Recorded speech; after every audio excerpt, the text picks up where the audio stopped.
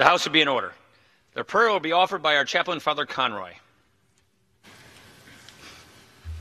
Let us pray. Lord of heaven and earth, we give you thanks for giving us another day. Darkness descends upon us as the days grow shorter and the cold chastens us to withdraw inside. Be for us the light we long for. The very promise of change creates expectation. By the first hints of your dawn, banish all fear and hesitation. May those who live on the margins of America's rich blessings have peace and prosperity too. Because you are always faithful, strengthen us with your mighty arm that this Congress may be unified in lifting your people to renewed hope. May all that is done in the people's house be for your greater honor and glory. Amen. The chair has examined the journal of the last day's proceedings and announces to the House his approval thereof. Pursuant to Clause 1 of Rule 1, the journal stands approved. For what purpose does the gentleman from Pennsylvania seek recognition? Mr. Speaker, pursuant to Clause 1, Rule 1, I demand a vote on agreeing to the Speaker's approval of the journal. The question is on agreeing to the Speaker's approval of the journal. Those in favor say aye. Aye. Those opposed say nay. The ayes have it. The journal stands approved. For what purpose does the gentleman from Pennsylvania seek recognition? Mr. Speaker, I object to the vote on the grounds that a quorum is not present and make the point of order that a quorum is not present. Pursuant to Clause 8 of Rule 20, further proceedings on this question are postponed. The Pledge of Allegiance will be led by the gentlewoman from Florida, Ms. Ross Layton. If the visitors would join us in the pledge to our nation.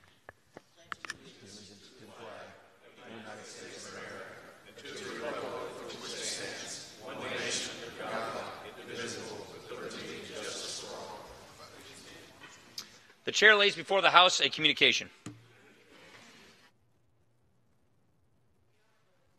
Mr. Representative, sir, pursuant to the permission granted in Clause 2H of Rule 2 of the Rules of the U.S. House of Representatives, the clerk received the following message from the Secretary of the Senate on December 20th, 2017 at 1:18 a.m. that the Senate received from its amendment with a further amendment, H.R. 1, that the Senate passed with an amendment, H.R. 695. Signed sincerely, Karen L. Haas.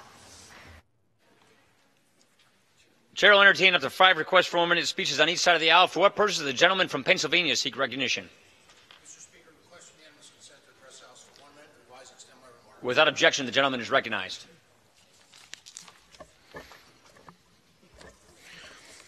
Mr. Speaker, I rise today to commend Jared Davis of Blossburg, Pennsylvania, for his Eagle Scout project in honor of our nation's veterans. Jared, the grandson of a World War II veteran, wanted his Eagle Scout project to benefit veterans, so he began working in the spring on a reflection project outside the Veterans Center in Charleston Township in Tioga County. He collected donations to assist with establishing a flagpole, black metal benches, and a monument. At the project's completion, he donated the remaining funds to the Veterans Affairs Outreach Fund. Jarrett worked with 10 volunteers on the project for 3 months, and he spent about 80 hours working on his Eagle Scout project. The flagpole and the reflection area were finished on April 21st. Jarrett, who graduated from North Penn Liberty High School in June, now works at Sullivan Farms in Mainsburg. His project was dedicated earlier this month on the 76th anniversary of the Pearl Harbor Day on December 7th. Mr. Speaker, I'm so proud of Jared, his patriotism, and his respect for those who serve. I wholeheartedly commend Jared Davis on this outstanding project. Thank you, Mr. Speaker, and I yield back the balance of my time. For what purpose does the gentleman from Illinois seek recognition? Speaker, I ask unanimous consent to address the House for 1 minute, revising. Without objection, the gentleman from Illinois is recognized for 1 minute. Thank you, Mr. Speaker. Mr. Speaker, it's been 5 years since 20 children were senselessly murdered in the Sandy Hook massacre. And while we will never forget the young lives we lost that day, we must also remember that this tragic, life-altering, and life-robbing epidemic continues to impact thousands of other families across the country. 2 weeks ago, I had the honor of meeting the parents of Alexandria Burgos. On October 9th, 2014, Alexandria was picking up her brother from a friend's house when her life was cut short by a stray bullet shot through an apartment window. She was 18 years old. She worked with kids at the local YMCA and hoped to be a social worker after graduating from college. Like her parents, I'm telling her story to push the conversation forward. a conversation that includes thoughts and prayers, but also must lead to action. Alexandria's story and the pain felt by her loved ones is something that far too many have had to endure in this country. Let 2018 be a year that we do more than reflect on the lives we've lost and finally step up to find the courage to confront gun violence. For what purpose does the gentleman from North Carolina seek recognition? Without objection, the gentleman from North Carolina is recognized for 1 minute. Mr. Speaker, I rise to express my outrage at a detailed report by Politico, which included testimony that President Obama and his administration obstructed a major DEA investigation into Hezbollah, which they wanted to secure when they wanted to secure the Iran deal. These revelations are shocking, infuriating, but regrettably not surprising. This is the same administration that sent $1.7 billion in cash ransom to Iran. According to the DEA, Hezbollah was operating a global criminal enterprise worth over $1 billion annually. They were selling drugs and running arms as a means of funding their terrorist activities.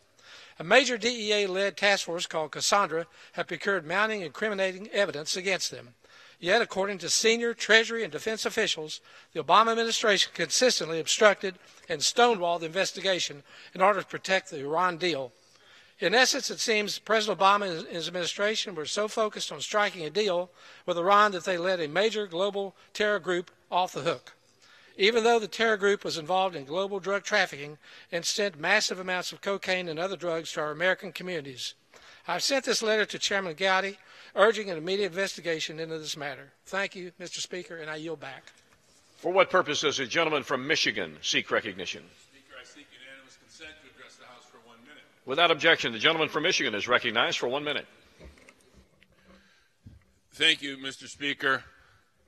Well, yesterday on the floor of this House, and I guess again today, there will be a vote on this massive tax cut targeted the people at the very top, targeting big cuts for corporations. And like many members on this side of the aisle, I welcome the opportunity to do comprehensive, real tax reform. And for a long time, the discussion in this body and around the country was about the need to lower the rates and broaden the base and eliminate some of those loopholes that allow some corporations to get away with paying literally no taxes at all. But instead of doing that, what we saw was a massive shift of the responsibility to fund the government away from people at the top to people who work hard every day. And, you know, there are many examples of how we could have done this better. There was a lot of discussion in the Senate side about the child tax credit. Well, why did we end up with a child tax credit that rewards a minimum wage family with about $75 a year when somebody making $400,000 would get $4,000? I mean, is the life of a child of a family making $500,000 worth that much more? This was the wrong direction. This is the wrong bill. We should reject it. For what purpose does the gentlelady from Florida seek recognition? Speaker, I ask unanimous consent to address the House for 1 minute, revise and extend my... Without objection, the gentlelady from Florida is recognized for 1 minute. Thank you so much, Mr. Speaker, and I rise to celebrate the career of Doris Jackson, who will be retiring after more than 33 years of service to the U.S. House of Representatives. Doris began working as a cashier in the Cannon Cafe in 1980 and eventually became a supervisor. After more than 3 decades, there have been many changes as members and staff have come and gone, but Doris's smile has remained ever present. I know that I speak for every member, staffer, and intern who has had the privilege of knowing Doris when I say that we will miss her witty sense of humor and her willingness to give encouragement to everyone she meets. In retirement, Doris plans to spend more time with her family, especially her grandchildren, and to stay active in her community by volunteering at her church. Mr. Speaker, Doris has dedicated her life to serving us as we strive to serve our constituents. On behalf of our congressional family, I wish Doris the best of luck in the next exciting chapter in her life. Congratulations, Doris. For what purpose does the gentleman from Florida seek recognition? Without objection, the gentleman from Florida is recognized for 1 minute. Thank you very much, Mr. Speaker. Mr. Speaker, on yesterday, I witnessed, as did all of us, the jubilation of my friends of the Republican majority in passing the tax cut measure that had been advocated as tax reform for a substantial period of time, but finally they did admit that it was a tax cut. I rise here today just to lay down a marker. I have said, as have many of my colleagues, that what we witnessed is the beginning of what ultimately will allow for us to address the entitlements in this country. Many of us know that the deficit that the tax cuts create are going to allow sometime during the course of next year or shortly after the election that we begin discussing Medicare and Medicaid. I think that's a mistake, and I wanted that to be recognized. For what purpose does the gentleman from North Carolina seek recognition? Mr. Speaker, I rise to request 1 minute in the House to revise and extend my remarks. Does the gentleman seek unanimous consent? Without objection, the gentleman from North Carolina is recognized for 1 minute. Mr. Speaker, I rise today to congratulate the North Carolina A&T State University football team, winner of the 2017 Celebration Bowl and the HBCU National Championship. This win capped off a historic year for the undefeated Aggies, a first in the Mid-Eastern Athletic Conference history, and marks their second championship in 3 years. In the final minutes, the Aggies marched 56 yards in 7 plays. The drive was capped off with a fake spike and a quarterback sneak on the goal line for the game-winning touchdown by Lamar Raynard. MVP Markel Cartwright, who followed the great Tariq Cohen, rushed for 110 yards and 2 touchdowns. With the guidance of Coach Broadway on the field and the leadership of Chancellor Harold Martin in the classroom, North Carolina A&T is leading the way in showing the great value and the importance of our nation's HBCUs. I am proud to represent this distinguished school of academic and athletic excellence, leaving only one question remaining, Mr. Speaker. Can I get an Aggie pride? I yield back.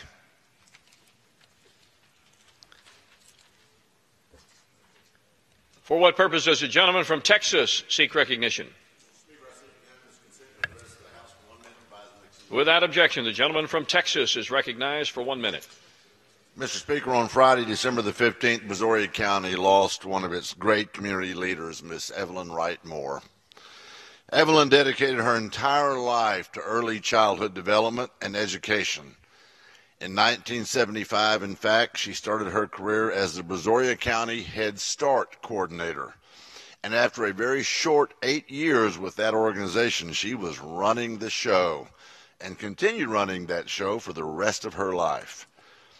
Evelyn made sure her students were receiving the support that would allow them to thrive in that community. Brazoria County Head Start now enrolls just over 490 students thanks to her. That program was championed by Evelyn's passion and her devout dedication to those same students. She and I met many times over the years, both in Brazoria and here in Washington, D.C., and I will greatly miss our conversations. The legacy of Evelyn's servant heart will long be remembered and cherished. Evelyn, my dear friend, you're now safe in the arms of Jesus. I yield back. For what purpose does the gentleman from Texas seek recognition? Morning, Mr. Speaker. By the direction of the Committee on Rules, I call up House Resolution 668 and ask for its immediate consideration. The clerk will report the resolution. House Calendar Number 112, House Resolution 668. Resolved that upon adoption of this resolution, it shall be in order to take from the Speaker's table the bill, H.R. 1, to provide for reconciliation pursuant to Titles 2 and 5 of the concurrent resolution on the budget for fiscal year 2018, with the Senate amendment thereto, and to consider in the House, without intervention of any point of order, a motion offered by the Chair of the Committee on Ways and Means or his designee that the House concur in the Senate amendment. The Senate amendment and the motion shall be considered as read. The motion shall be debatable for 20 minutes, equally divided and controlled by the Chair and Ranking Minority Member of the Committee on Ways and Means. The previous question shall be considered as ordered on the motion to adoption without intervening motion. Clause 5B of Rule 21 shall not apply to the motion. The chair recognizes a gentleman from Texas for 1 hour. Mr. Speaker, thank you very much. During consideration of this resolution, all time is yielded for the purpose of debate only. And I also will be yielding the customary 30 minutes to my friend, the gentlewoman from New York, the ranking member of the Rules Committee, Ms. Slaughter, pending which I yield myself such times I may consume. Gentleman is recognized. Mr. Speaker, I ask unanimous consent that all members of this body have 5 legislative days to revise and extend their remarks. Without objection. Mr. Speaker, I rise this morning in support of this rule and the underlying legislation. The rule provides for consideration of the Senate amendment to H.R. 1, an act to provide for reconciliation pursuant to Titles 2 and 5 of the concurrent resolution on the budget for fiscal year 2018, also known as the Tax Cuts and Jobs Act. Mr. Speaker, last evening the Senate, on a vote of 51 to 48, passed the Tax Cuts and Jobs Act, which is, I believe, in the interest of the American people. This is a bold pro-growth plan that will overhaul our tax code and unleash the free enterprise system. It lowers tax rates on businesses of all sizes so that job creators can focus more on bringing not only more work to their workers, but also hiring more workers, increasing paychecks, and growing a competitive marketplace all around the world. We're trying to expand our economy. And, Mr. Speaker, there's nothing more important for any member of this body than to know that the things that are happening in their own local communities are about the ability for people, whether they are just graduated from high school, whether they're graduating from a technical school, whether they're graduating from college, or whether they are looking for the second job or a longer career, to be successful in the marketplace in their own area, in their own home, not having to move somewhere to find a job, but in their own community. That is what we're trying to do. We're trying to increase wages for every single community across this country. My home of Dallas, Texas, has been home to so many people who have moved there as a result of the really unlimited opportunities that we see right now in Texas. And that comes because Texas has found itself to be the home because so many other places, so many other companies have literally been run out of their states because of high taxes that are placed on those companies and the employees to where it makes living and being competitive more difficult. During consideration of this legislation in the Senate, a few relatively small provisions were removed through points of order in the Senate under what's called the Byrd Rule, a parliamentary tool used during reconciliation. The first change was made by the Senate under the Byrd Rule, strikes the language that allowed 529 accounts to be used for home school expenses. The second change modifies a provision that imposes an excise tax on the investment income of certain educational institutions. The change strikes a reference to, and I quote, tuition paying, end of quote, students, making the exception to the excise tax available only if the institution has less than 500 students, or if 50% or less of the students are located in the United States. A third small change simply strikes the short title. Mr. Speaker, all of these provisions were included in the bill, the underlying bill, as it first passed the Senate and came to the House and passed. However, at the time that this was done, there were no parliamentary points of order which were raised, which were later done. These minor changes, Mr. Speaker, will allow us to advance exactly the same discussion that we had on this body, exactly the same discussion that we've had with the American people, exactly the things that we've talked about up in the Rules Committee and across this country as Republicans have talked about the importance of the status quo tax bill, that laws that we presently have, move so many companies overseas, move jobs overseas, and is not encouraging American companies to be competitive because America, when combined with state and local taxes and federal taxes, are among the highest in the world, which means that American business finds itself in a competitive marketplace, maybe a great product, but on price, we're not as competitive. This will allow America to achieve the greatness that it needs for a great people that want and need to be great also. This legislation is about making sure that the rising worker, whether they're brand new in the marketplace or whether they're an entrepreneur or a mother or a father out in the marketplace again for a job, will find the ability to be successful. The United States is already the best place in the world to live. We're an incubator always for new ideas and small business, but we're now going to be able to celebrate that to make it easier.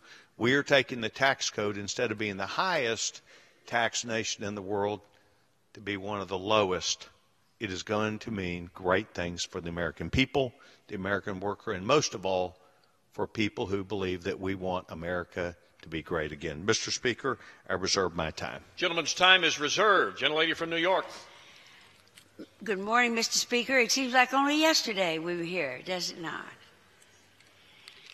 Mr. Speaker, I thank my colleague for yielding me the customary 30 minutes, and I yield myself such time as I may consume. Gentlelady is recognized. We are 5 days away from Christmas, but it feels like Groundhog Day. Less than 24 hours ago, the majority stood in the chamber and passed its partisan bill to provide tax cuts for millionaires, billionaires, and one president. Speaker Ryan called it a once-in-a-lifetime opportunity. But apparently, by a twist of fate, he's getting that great opportunity again today, much sooner, I'm sure, than he anticipated, because we are taking the bill up again this morning. Maybe in the mad dash to provide massive tax breaks for corporations and the 1%, the majority failed to do the due diligence and properly vet the bill. We found out after it passed that several of its provisions violated the Byrd Rule in the Senate. Now, everybody knows about the Byrd Rule in the Senate, and I don't understand why this was not found in the conference that was held for maybe 30 minutes. This is the rule that prohibits the Senate from considering extraneous matters as part of a reconciliation bill. After it passed in the House, provisions in this bill governing 529 college savings accounts and exempting certain universities from an excise tax were ruled out of order by the Senate parliamentarian. The bill was so rushed that even the title of H.R. 1, the Tax Cuts and Jobs Act, was found to be a violation. Let me repeat that. The very first words of the bill didn't pass muster with a nonpartisan rule keeper in the Senate. Imagine what other errors we have yet to discover. This is the consequence of a process that was nothing short of an abomination. There were 0 hearings on the text of this bill. Not a single expert was called in to give his or her experience. It got the votes to pass only after a series of closed-door backroom dealings, and the conference committee between the House and Senate, Republicans was, well, I think there were some Democrats there, but they told me that none of them signed the conference. The Senate was such a sham that an agreement was reached before the first public meeting ever took place. Now, I know this is not the last time, Mr. Speaker, we will meet here to try to fix this bill. Mark my words, we'll be back here next year to make more so-called technical fixes because of this hasty consideration. The majority is rushing to pass a bill that's historically unpopular, clearly deeply flawed, and will be forced to clean up its impacts and unintended consequences for many years to come. And I really wish, I think we've all gotten a second opportunity here. And I would wish that my friends, to whom I only wish well, would grab up all their papers and run for the door and forget about this tax bill altogether. But I know that that wish will not come true. I reserve the balance of my time. Gentlelady reserves her time. Gentleman from Texas. Mr. Speaker, thank you very much, and I thank the gentlewoman from New York. She has, as the Rules Committee has, taken a lot of time on this bill. We've spent hours not only discussing and debating the effects of the bill, what the bill's about, why we would do it, but most of all, her abiding ability to stand up and represent her party in their context, and I respect that. Mr. Speaker, at this time, I'd like to yield 5 minutes to the distinguished gentleman from the Rules Committee, Mr. Burns. Gentleman from Alabama is recognized for 5 minutes. Thank you, Mr. Speaker, and thank you, Chairman, for yielding me some time. I've been listening to my colleagues from the other side of the aisle talk about the 1%, the people at the top of America. Let me tell you who benefits from the status quo of our tax code. It's the 1%. They can afford the lawyers, the accountants, and the lobbyists to get them all these special tax treatments that the rest of us don't get. So if you want to do something about the 1%, fix the current tax code. Instead, what our friends on the other side of the aisle keep doing is defending the present tax code. Because if you don't pass this bill, we have the present tax code. We have the status quo. And the rest of us don't see the benefits from the present tax code. The rest of us need a break.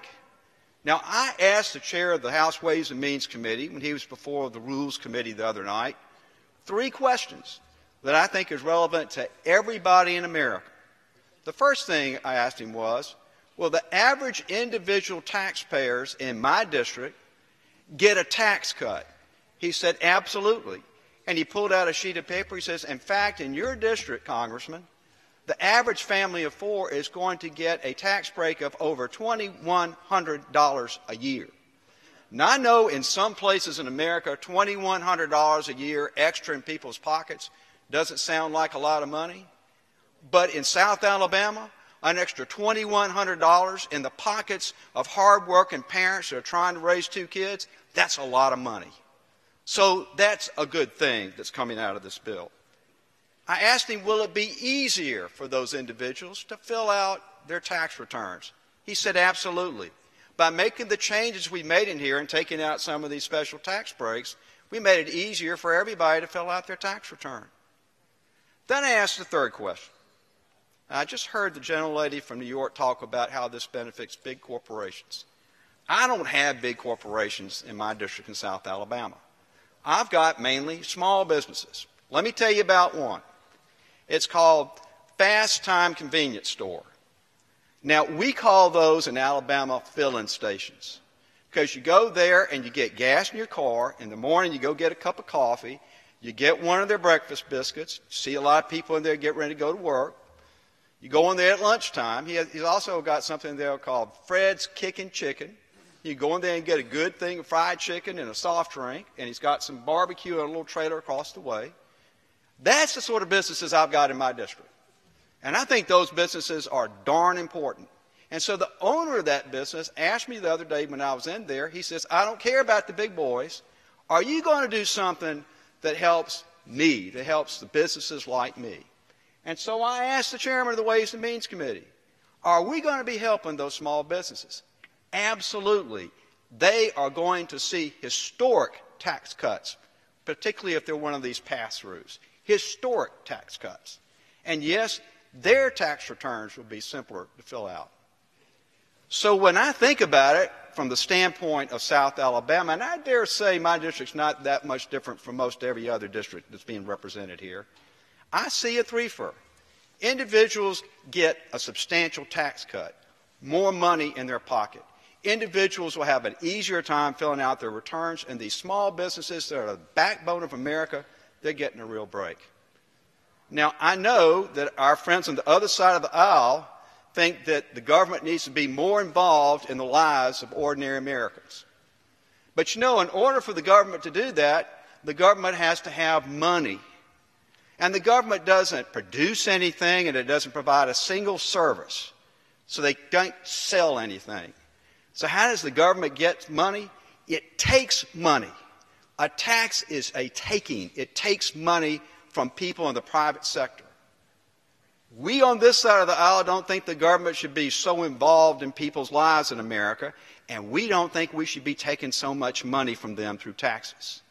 So we've come up with this bill that gives the sort of tax breaks to ordinary people and small businesses, and we believe that that benefits America in 2 ways. Number one, giving people their more control over their money is a good thing in and of itself. But number two, we are absolutely convinced, and dozens of economists have told us, that this is a major shot in the arm for the American economy.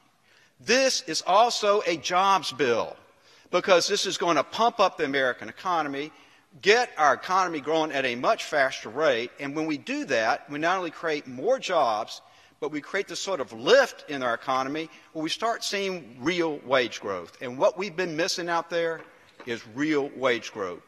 I yield back the balance of my time. Gentlelady from New York. Thank you, Mr. Speaker. I'm pleased to yield 3 minutes to the gentlewoman from Washington State, Ms. Delbini. Gentlelady from Washington is recognized for 3 minutes. Thank you, Mr. Speaker. It should come as no surprise today that we're voting again on a bill that couldn't pass muster because it was cobbled together in a hurry, hidden from the public, and denied any meaningful vetting or debate. Tax reform is hard. It's even harder when you go it alone, cooking up things in back rooms out of the light of day. But the real travesty here is that this bill won't help everyday Americans in the long term. To call it once-in-a-generation tax reform is an insult to those who came before us. Republicans and Democrats who linked arms and through years of partnership and compromise crafted the 1986 bill that House Democrats passed with President Reagan. That's the model we should have followed, because the fact is we can all agree that our tax code is out of date and leaves countless families behind. This year, the U.S. Department of Labor released data showing that there were around 6 million open jobs unfulfilled across the country, at a time when around 6.8 million Americans are looking for work. I believe Congress has a responsibility to the American people to tackle this problem from every possible angle, including tax policy. But the Ryan McConnell plan doesn't just fail to acknowledge or address the problems that American workers are facing today. It cuts people's legs off from underneath them just when they're trying to get traction. Chairman Brady likes to talk about this bill leapfrogging us to the front of the pack. But the truth is, this bill doesn't leapfrog us anywhere but backward. This bill does nothing to put educational opportunities in the reach of more Americans trying to get ahead in the 21st century economy, and does nothing to modernize research incentives that could support new breakthroughs that create the jobs of tomorrow. And it explodes the deficit, making it that much harder to finance desperately needed investments in infrastructure that could put people back to work. Why are Republicans giving away the House to companies whose CEOs are already talking about stock prices, not jobs? As a former CEO myself, I know that economic growth is created by great ideas and great talent, not indiscriminate corporate tax cuts at the expense of investments in the people who have always powered our economy. I think tax reform should be about modernizing the code to make us competitive in the 21st century. That means being fiscally responsible, forward-looking, and investing in families. Unfortunately, this bill is a letdown for the American people, and we will no doubt be cleaning up this mess for years to come, not just today. I yield back. Gentleman from Texas. Mr. Speaker, thank you very much. You know, we do recognize we have a difference. We recognize we had a difference at the time we announced we were going to do this bill. We were going to change the direction we were going. This was part of a debate that happened during the presidential election, where we had an argument. You know, the Democratic Party very clearly said we need to raise taxes. Every year we see where they're on the floor during budget time to raise spending $1 trillion, raise taxes $1 trillion. That is more than what they had done under President Obama, Speaker Pelosi, and Mr. Reid. Except what happens when you do that is you kill the economy. You kill the investment in families and in jobs and in small business. And the year after we had the massive tax increase, we had a GDP rate of 0. That's because there was this huge transfer from free enterprise to Uncle Sam. So the economy failed to grow. And then as the economy began to normalize, it normalized for over the next 7 years at 1.2%. That's what the election was about, Mr. Speaker. And since the election, what has happened is we have added over 1 million net new jobs, despite a huge storm summer that impacted a lot of employment, and our stock market has risen dramatically, meaning that America wants to be great again too, and we're going to make it together. So, look, we do recognize differences. They want $1 trillion increase in spending. They want $1 trillion tax increase, and we want to move it the other direction. I reserve my time. Gentleman's time is reserved. Gentlelady from New York. Mr. Speaker, I'm pleased to yield 1 minute to the gentlewoman from California, Ms. Chu. Gentlelady from California is recognized for 1 minute. Less than 24 hours after it passed, and already we have to come back to vote on fixes to the Republican tax scam. This bill was so needlessly rushed, there wasn't even time to proofread. And I can only wonder what other mistakes we'll discover in the coming days, weeks, and months. This was sloppy lawmaking and bad policy making. In order to give massive tax cuts to corporate interests and the top 1%, Republicans have created trillions in new debt that will have to be paid for by, you guessed it, the rest of us. Republicans claim that everybody's getting a tax cut, but if you read it, something they clearly didn't do, you'll see that 83% of the benefits go to the top 1%. The average savings for the lowest earner is just $60. And my own constituents in California can actually expect to pay more in taxes thanks to the capping of the state and local tax deduction. I'm opposed to this tax scam, and I urge my colleagues to vote no. Gentleman from Texas. Mr. Speaker, thank you very much. Mr. Speaker, this time I'd like to yield 3 minutes to a distinguished member of the Rules Committee, the gentleman from Georgia, the gentleman, Mr. Woodall. The gentleman from Georgia is recognized for 3 minutes. Mr. Speaker, I very much appreciate that. Mr. Chairman, I appreciate you yielding me the time. I have a great pleasure serving on the Rules Committee. I also have the great pleasure of serving on the Budget Committee, and so I felt it incumbent to come down and talk a little bit about the Byrd Rule process that goes on in the Senate. You know, it's part of the 1974 Budget Act. It became a custom in the Senate during 85 and 86, then ultimately it was codified and put in the Act permanently. To describe what went on in the Senate as some sort of proofreading error is just nonsense, just absolute nonsense. We have this process called reconciliation that allows the Congress, the House and the Senate, to get really tough things done. And as a part of that process, the Byrd Rule says what we don't want to do is get involved in extraneous issues. We want to stay focused on these issues that are most important to the American people. And so if you try to get outside the lanes of fundamental tax reform, those provisions become what they call Byrdable. But, Mr. Speaker, you were probably as uplifted as I am by the conversation you hear about the importance of bipartisanship and collaboration. I wish that that were more true. What we saw yesterday in the United States Senate, I would tell you, is a little bit of the pettiness that we see on Capitol Hill. Is it true that the Senate had the right to prevent parents who homeschool their children from being able to finance that homeschool education through tax-exempt 529 savings accounts? The Senate had that right under the Byrd Rule, and they exercised it. The Democrats did. They went after homeschooling parents and said no tax breaks for you. Well, they had the right to do it, but to describe that as some sort of proofreading error over here is a mistake. It was intentional to give homeschooling parents that opportunity, and it was intentional when the Senate Democrats stripped it out. Secondarily, it was intentional to put a title on the bill. Jobs and tax cuts.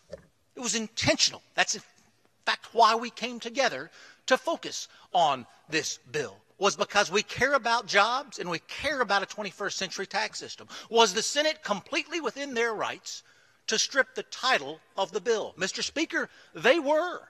If you believe when the Senate can't fund the government, when the Senate can't reauthorize CHIP, when the Senate can't reauthorize 702, you go right down the list. If you believe it's an important use of the Democratic minority's time on the Senate side to strike the title of the bill because it doesn't actually impact deficit reduction, it is within their right. Does it represent the highest and best use of their time? It does not.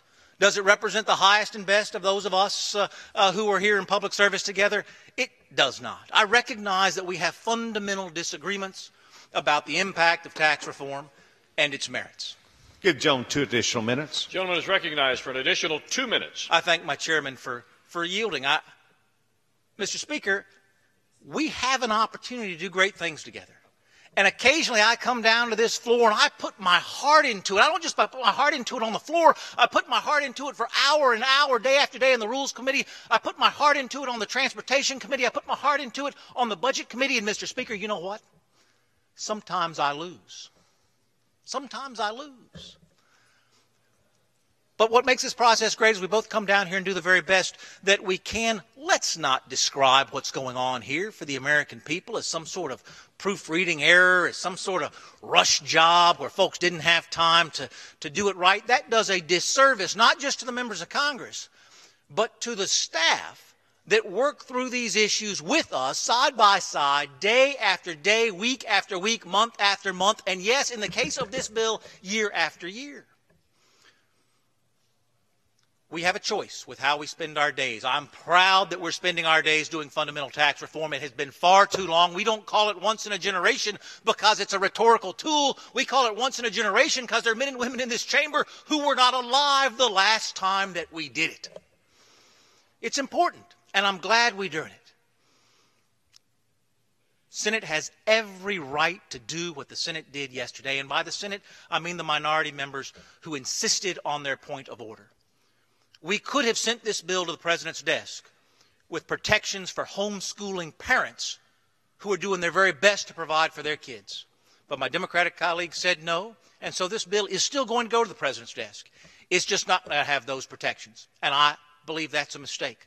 I hope we'll come back together, hope we'll right that wrong in the coming days. Mr. Chairman, thank you so much for your leadership on this issue. Mr. Speaker, thank you for your leadership on this issue. Regular order takes some time. I'm glad we're getting it done. And with that, I yield back the balance of my time. Gentlelady from New York. Mr. Speaker, let me just give myself 30 seconds to say to my friend from Georgia that there wasn't Democrats who found that. The parliamentarian in the Senate found those errors, and they had to be corrected. Let's put the history in the right perspective. And I'm pleased now to yield 3 minutes to the gentleman from Texas, the distinguished ranking member of the Ways and Means Subcommittee on Tax Policy, Mr. Doggett. Gentleman from Texas is recognized for 3 minutes. Thank you very much. Let's make no mistake about it. We're here this morning solely because of a mistake. This is the blunder rule. And this is not the first big blunder in this bill. And indeed, it certainly won't be the last. We will be cleaning up this mess and the blunders in this bill all next year. And the only question is how many people get hurt in the process and how much money is lost to the United States Treasury because of the many loopholes in this Swiss cheese kind of a bill that they've created. How many loopholes will deny revenue that eventually will come out of the pockets of the middle class, will come out of the small businesses of this country to make up for all these special interest provisions that the lobbyists got added. This is what happens when you run roughshod over the process, when every member of the Trump administration lacks the intestinal fortitude, the courage to come and answer any questions about this bill. And that's what happened here. And Americans need to understand that. Trump's over there tweeting away. He's bragging about all the wonderful things. But is he willing to send one official, even one, to come before any committee of this Congress and respond to questions about the many wrongs that are contained in this bill? Of course, the answer is absolutely no. What about the businesses across America that are impacted about this bill? What about the academic experts of all political points of view that could come and respond and help to perfect and avoid errors just like this? They were all left out. Not 1 minute of examination from any objective source coming in and talking in a hearing process to the committee about this bill. Now, I'm one of the conferees to adjust the differences between the House and the Senate. My, was that a great honor. Was that a great experience in the new democracy that these Republicans are providing for America? In that conference committee, the chairman of the conference committee refused to entertain a single motion or a single amendment. But he told us not to worry. After we adopt this conference report behind closed doors and agree to it, you can look at it. You can read it over the weekend before you vote on it at the beginning of the next week. You just can't change it in any way. You cannot study it in any way. You cannot share it with anybody in any way, because we're only interested in sharing it with those lobbyists with whom we have special connections and operating in secrecy behind closed doors. And of course, one of the many sad things about this particular bill is that it lost its name in the Senate and in what we're considering this morning. In fact, if you turn to the bill, which is a big old thick stack that I left lying around over here, do you have another couple of minutes? How about two? Yes, thank you. The gentleman is recognized if you for look an at the additional bill, 2 you minutes. will see it says short title, etc., and it stops. It's nameless at this point. It is a bill that has no name, and of course it has no heart. But what's the solution to that? Well, every time Donald Trump touches a tower, he puts his name in bold letters across it, Trump Tower. This is the only accomplishment that President Trump can point to this year. Why don't we put his name on this bill?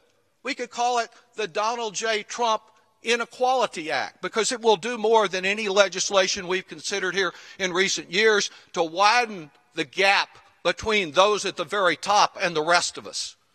Or we could call it the Donald J. Trump Windfall Bill, because he and his family are going to pocket an immense amount of money. No surprise that they're over there at the White House celebrating all afternoon, because he will walk away and his family with a huge amount of resources personally out of this. Or we could just call it the fat cats get fatter, because one of our colleagues on the Republican side, who's closest to President Trump perhaps, said quite candidly, I can't go back to my donors if we don't pass this legislation. What a study in wise investment. The Senate Budget Committee last night pointed out that Goldman Sachs contributed over $26 million to Republicans since 1990. They get about a $6 billion tax cut. Where can you get a return like that? Or Pfizer, $15 million. They get a $39 billion tax cut. Yes, this bill is a job creator. It creates more jobs for accountants and tax lawyers than anyone can imagine, because they'll be going in there trying to undo some of the things that were done and shape the loopholes a little more favorably for their folks. What we have here is a bill that is compared also with the other issues that we have here. These folks tell us, do you have another minute? Yes, I do. The gentleman's recognized for an additional 60 seconds. I know how much the gentlewoman cares about the future of our children and the Children's Health Insurance Program. I think of the Family Visiting Program to help young parents. That's in our committee. I think about our crumbling roads and bridges and the fact that we need dollars to invest in them to keep our transportation system competitive. They agree on all of these measures. They make speeches about them. The only thing is they don't want to put any money into it. They say we can't afford to do that. That will drive up the debt if we don't steal Medicare premium money to fund children's health insurance and we use general revenue dollars.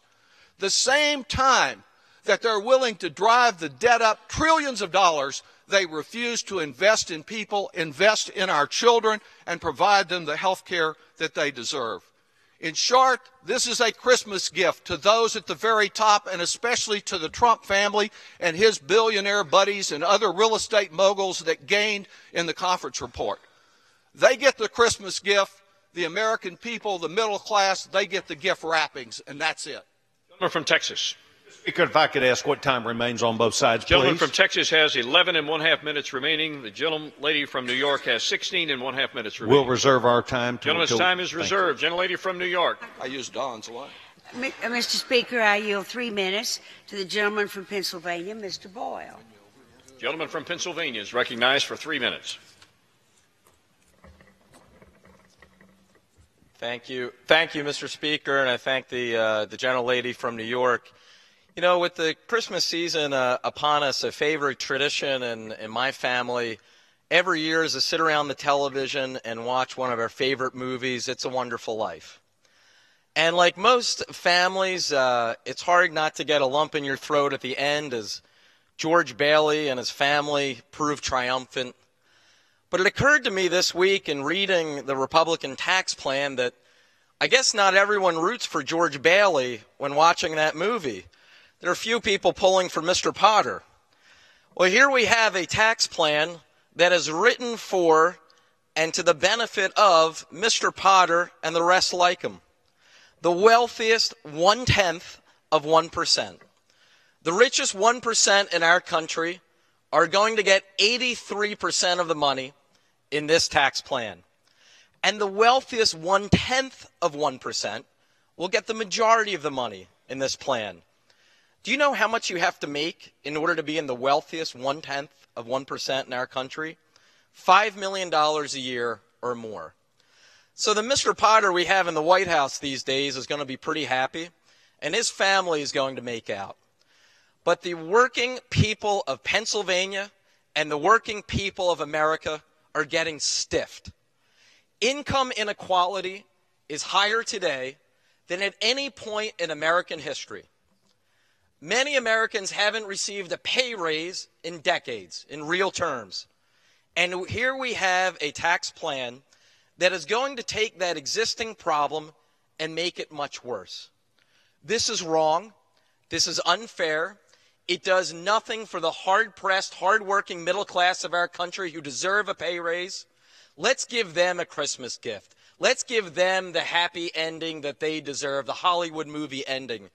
Let's say that the Mr. Potters of this country have had it damn good for the last 20 years, and let's help out the George Baileys, especially at this Christmas time. Let's say no to this tax bill. I yield back. Gentleman from Texas. We reserve our time. Reserves his time. Gentlelady from New York. Mr. Speaker, I'm pleased to yield 3 minutes to the gentlewoman from Illinois, Ms. Schakowsky. Gentlelady from Illinois is recognized for 3 minutes. I thank the gentlewoman for yielding and also for her tremendous leadership. So let's talk a little bit about the winners in this bill.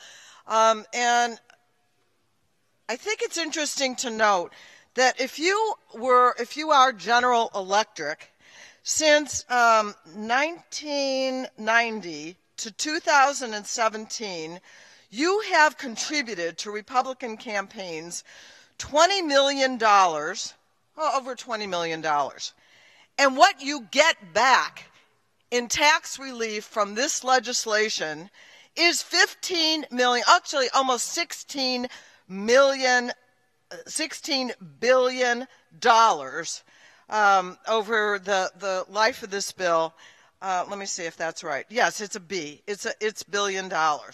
If you are Microsoft, you have contributed over $17 million, and you get back $27 billion from this tax bill. This is such a great investment for big corporations who have given money to Republican candidates over the years. But if you are not part of the country's wealthiest 1%, this GOP tax scam is a really bad deal for you. It's especially bad for America's senior citizens. This tax scam raises premiums for those 50 to 64 by 10%, an average of $1,400, and the deficit it creates will require, under the law, $25 billion in a Medicare tax cut next year. Next year. Now, we've heard the Republicans say, oh yeah, well, we're gonna get that money back. in this bill, there is a $25 billion cut in Medicare next year. And that's only the beginning. It gets worse. Republicans aren't even hiding the fact that they intend to use this deficit that they created, $1.5 trillion, as justification for slashing Medicare and Medicaid. They've said it. They've admitted it. They're even talking about raising the age of Social Security eligibility in order to give these tax breaks to the rich. Seniors should not have to foot the bill for a tax scam that gives 83% of the benefits to the top 1%. American seniors deserve a better deal.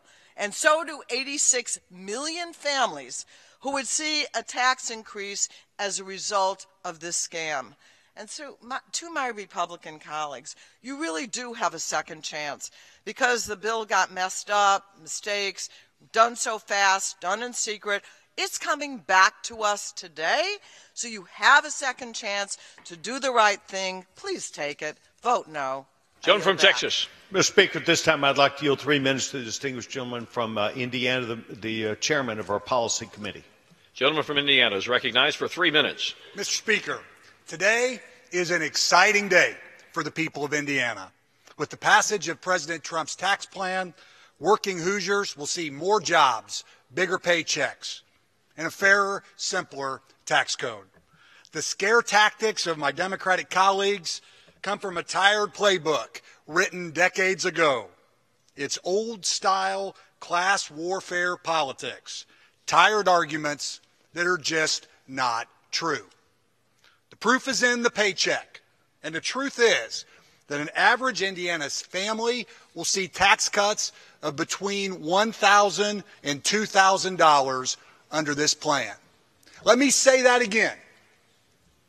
Despite the rhetoric, working families will see a tax cut of between $1,000 and $2,000 under today's tax plan.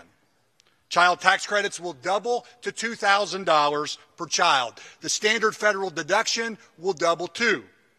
We get rid of the unpopular and unfair Obamacare individual mandate tax. So now Hoosiers will not be taxed depending on their health care decisions.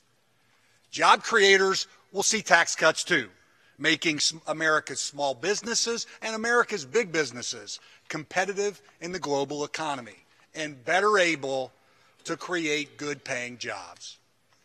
All of this is good news for Indiana's working families. With today's tax cuts, help is on the way. Thank you, Mr. Speaker. I urge my colleagues to support this bill. Gentlelady from New York. Yes. Mr. Speaker, I yield myself for such time as I may consume. Gentlelady is recognized. The Trump White House released the National Security Strategy Report on Monday, and it pointed out, and I quote, "The national debt is now over $20 trillion. It presents a grave threat to America's long-term prosperity and, by extension, our national security," end quote. So what do we do about that? We're going to add $1.5 trillion more. The overwhelming majority of expert analysis shows that even with growth taken into account, this bill will cause the deficit to skyrocket. It isn't just a threat to our economic security. According to the White House, it is a grave threat to our national security as well. The bill in front of us costs $1.5 trillion and includes permanent tax cuts for corporations, but temporary ones for individuals. So who do you think was going to lose those first? It's really very troubling, I think, too, in the idea that looking ahead, what we are going to be dealt with, and we understand already that next year the cry will be, oh, look at this debt, this is awful, we're going to have to cut spending, and entitlements will be the place where the Republicans prefer to go. So let's prepare all of our senior citizens on Social Security and Medicare and Medicaid, and of course that also hurts the ACA, that they're going to be on the line next year. Future Congresses will be pressured to reject the budget gimmick and extend many of those tax cuts, meaning the true cost of the bill is much higher. According to the Nonpartisan Committee for a Responsible Federal Budget, the expirations and delays hide potential further costs, which could ultimately increase the cost of the bill to $2.2 trillion. I'm sure that my Republican colleagues will argue that growth will prevent the deficit from skyrocketing. But the CRFB reports that even with dynamic scoring, the total cost of the bill without budgetary gimmicks would be over $1.6 trillion and up to $2 trillion with interest. And that takes growth into account. As a result, our debt could exceed the size of our economy by 2027. I ask unanimous consent to insert in the Committee for Responsible Federal Budgets analysis entitled Final Tax Bill Could End Up Costing $2.2 trillion into the record. Without objection. Thank you. Mr. Speaker, we have urgent spending needs, and this bill could keep us from dealing with infrastructure, education, health care, medical research, and of course we have to pay the cost of the military. Make no mistake, exploding the deficit to pay for this bill, this giveaway to the rich, will come at the expense of all of those priorities. And I reserve the balance of my time. Gentlelady reserves her time. Gentleman from Texas. Mr. Speaker, at this time I'd like to yield 3 minutes to the distinguished member of the Rules Committee, the gentleman from Louisville, Texas, Dr. Michael Burgess. Gentleman from Texas is recognized for 3 minutes. And I thank the gentleman for yielding. Mr. Speaker, late in June of 2012, like many Americans, I anxiously awaited a ruling by the Supreme Court of the United States while they were considering the constitutionality of the individual mandate.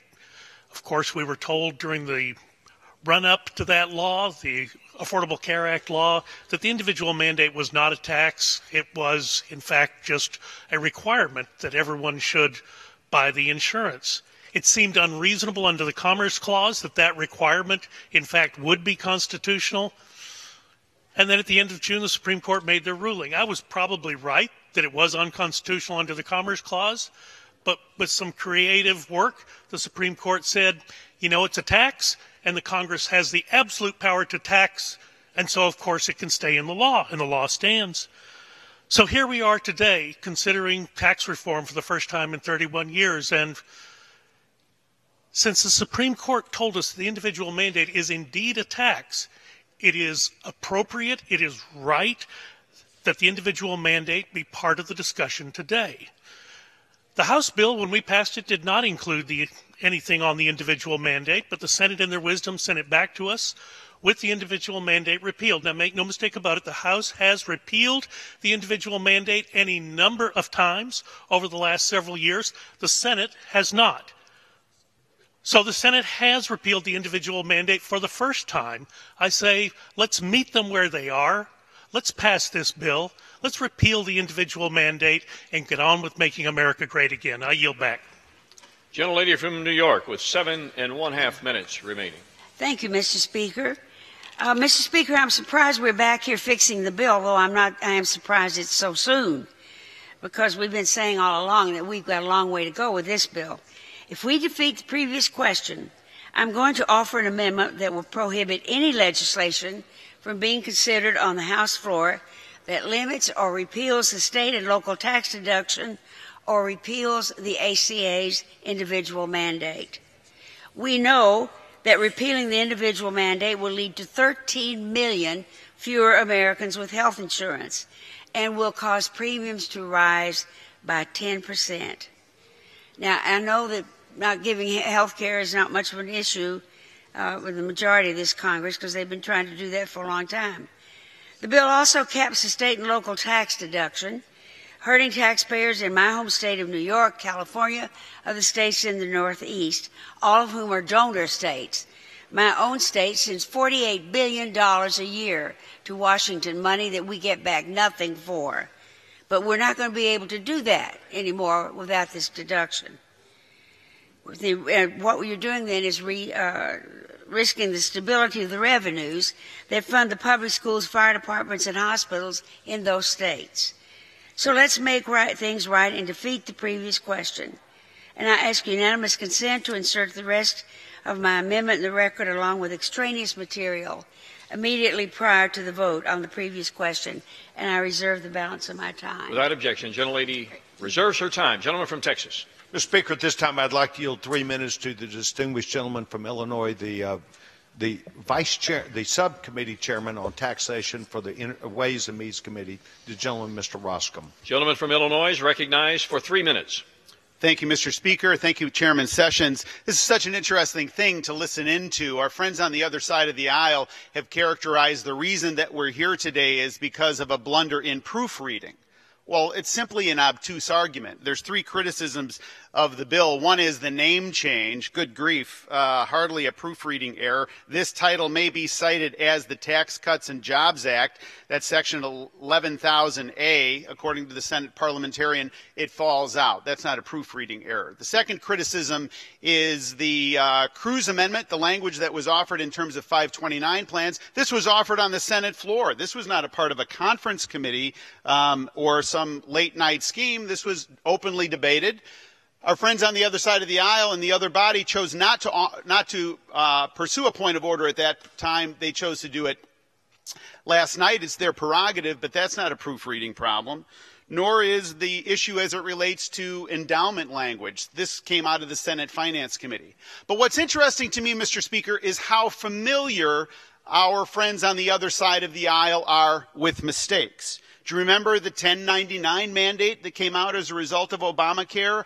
A huge negative impact on small business that they had to work with us and others and the president, then President Obama, in order to remedy. Remember the risk corridor changes that were signed into law by President Obama? Do you remember the delays by blog posts late on Friday afternoons, to my recollection, when the administration reached the conclusion that the bill was in knots and they couldn't figure out a way to move forward, and they said, let's delay it and let's announce that quietly, or decisions not to enforce the law itself. But the biggest mistake of all was obviously the rollout of the website, which was a complete disaster that even our friends on the other side of the aisle can't defend. Now, that said, there's going to be technical corrections to this bill, just without question. But I think what we should do is recognize that, speak to that, acknowledge that, and not characterize procedural matters as proofreading errors. It is not an argument that I find persuasive, and I urge the passage of this measure. I yield back. Gentlelady from New York. Mr. Speaker, I'm pleased to yield 3 minutes to the gentleman from New York, Mr. Jeffries. Gentleman from New York is recognized for 3 minutes. Yogi Berra once said, it's like deja vu all over again. So today, we're back on the House floor after this big dramatic celebration of this supposedly historic bill. A Republican tax bill that really is nothing more than a wolf in sheep's clothing. It's the classic bait and switch. It's a Ponzi scheme. The tax cuts aren't going to be meaningful for working families and everyday Americans, and the jobs will never materialize. It's a Republican tax bill that is simply designed to benefit millionaires and billionaires, the wealthy and the well-off, special interest corporations, and big donors. It's a shameful abdication of responsibility, a dereliction of duty, and an incredible malicious act of legislative malpractice. It's all based on this phony, fraudulent, and fake theory of trickle-down economics. Where is there any evidence that trickle-down economics has ever worked for the American people? Ronald Reagan cut taxes for millionaires in 1981. We didn't get strong economic growth. We got a deficit that exploded. George W. Bush cut taxes for millionaires and billionaires in 2001 and 2003. We didn't get strong economic growth. We got the worst economy since the Great Depression. And in Kansas, when you had this great Republican experiment, you were going to cut taxes for the wealthy and the well-off and for companies. What happened? Did they get strong economic growth in Kansas? No, you got prison riots, overcrowded classrooms, and crumbling infrastructure. Trickle-down economics, what does it mean for the middle class? You may get a trickle, but you're guaranteed to stay down. This bill is shameful in your attack on middle-class Americans, millions of whom will get a tax increase. You will undermine Medicare. Don't ask me. Paul Ryan himself made that point. And explode the deficit. Our children and grandchildren forced to shoulder $1.5 trillion in debt simply to pay for the lifestyles of the rich and shameless. Shame on you. Vote no against this reckless GOP tax scam. Members are advised to direct their comments to the chair. Gentleman from Texas. We reserve our time, Mr. Speaker. Gentleman reserves his time. I am through with my speakers and would close when the gentlewoman finalizes her time. I'm also prepared to close, Mr. Gentlelady Speaker. from New York is recognized with 3 minutes. Thank you. Mr. Speaker, the majority is clearly unable to responsibly run the House of Representatives because here we are fixing the bill less than 24 hours after it was passed. It's a perfect example of why we need to go back to regular order. Actually holding hearings, have expert witnesses and testimony, and properly vet bills. That's pretty elementary, but it surely is true. It's especially true for bills of this magnitude that will affect every single citizen in America. All the while, the government is about to run out of money, and we haven't even been able to reach a budget deal. That's Friday that the government will close if we do not do that. We still haven't funded the Children's Health Insurance Program, which provides needed health care to more than 9 million children. We haven't reauthorized the community health centers, which serve more than 25 million people. We haven't renewed the Perkins Loan Program, which many low-income students rely on for their education. All of those programs expired back on September 30th. But here we are, wasting valuable time trying to fix a disaster of a bill that the majority passed just hours ago. It's embarrassing, it is humiliating, and if we don't do better, the public is really going to make us pay the price. I want to close with quoting an article that appeared this morning in the Washington Post, written by that great columnist Dana Milbank. I wouldn't miss his writing for the world. What he wrote this morning said, quote, "Maybe Paul Ryan is right, and all those blue-chip economists and the nonpartisan analysis by the Joint Committee on Taxation, the Congressional Budget Office, and others are wrong. Maybe growth will dramatically exceed forecasts, and millions will enter the labor force and find work. Wages will soar, and the $1.5 trillion tax bill will pay for itself. But if all that doesn't happen, the Trump tax will be blamed." And so I end the quote there, reminding you, as Senator Schumer did yesterday, this could be an anchor around your ankles for the rest of your lives. I urge a no vote on the previous question, on the rule, and the bill. For heaven's sakes, let's take this opportunity given us and not voice this on to the American public.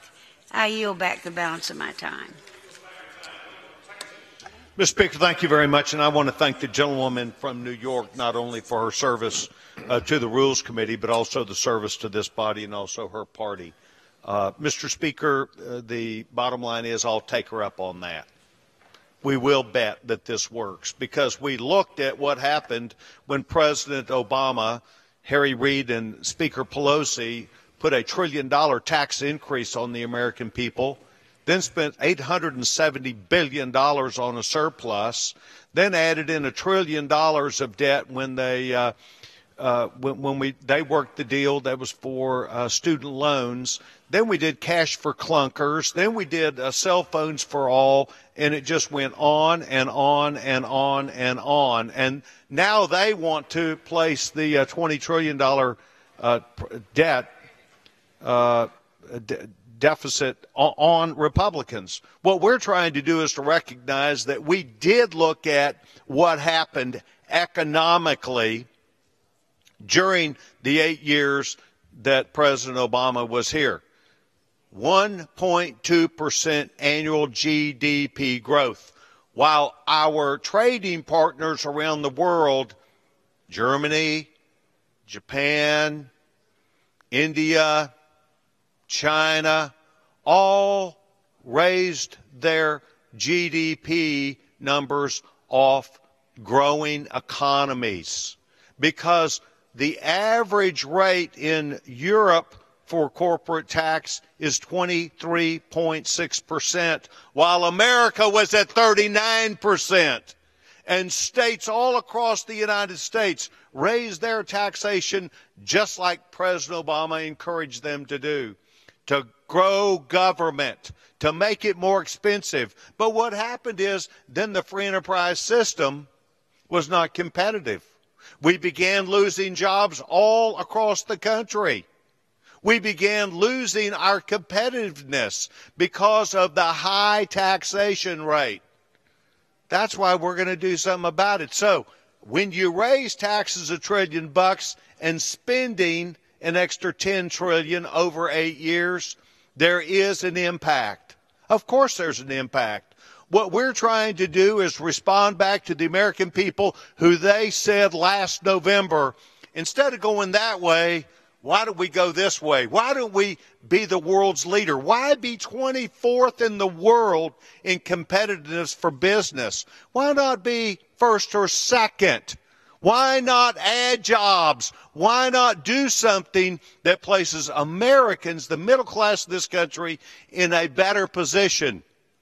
That's the call that we're about. That's what Republicans have been trying to do. And we are responding with a bill that is going to take America, instead of being the most expensive tax country in the world, we're going to make us among the best. We're going to be an attractor of jobs, of investment dollars, of opportunity. The real problem with this country, Richie Neal, who is a member of Congress from Massachusetts, spoke about it to the Rules Committee. Tens of thousands of jobs that pay up to $60,000 in his home state are going begging right now. Thousands of jobs in this country are going begging because we do have a problem where America doesn't want to come and take these jobs, where we cannot have people who pass drug tests, where we have people who say, well, I don't have those abilities. Well, in Dallas, Texas, my home, we have $21 an hour jobs begging from people who could come and work. Mr. Speaker, what we're trying to do is to encourage America and Americans. Let's get to work. Let's make this happen. Let's not blame it on somebody else. There are jobs available in America, and we are going to answer the question. We're going to answer the bell. The Republican Party is going to stand on what we do right now, and we're willing to take what comes that way. And I'll tell you what comes that way. When you go from 39.6%, the highest tax, corporate tax in the world, to where you mark yourself down where virtually the rest of the world is at 23, in this case 21, we're going to be competitive. Americans are winners. Americans want to win. Americans are the best at entrepreneurism. They're the best at being innovative. We're now, instead of Uncle Sam taking 39% and making us drain our resources, we're going to incent Americans to go do it. So, Mr. Speaker, my staff, Ron Donato, my tax man, who has spent a lot of time working with me, listening to people back in Dallas, Texas, we think this is a good deal to make the free enterprise system, which is the greatest system in the world. We're going to fuel it, we're going to fund it, we're going to make it work. So, Mr. Speaker, for that reason, we will be willing to land on what happens here. So mark your calendar right now. Go look at where we are and watch where we're going.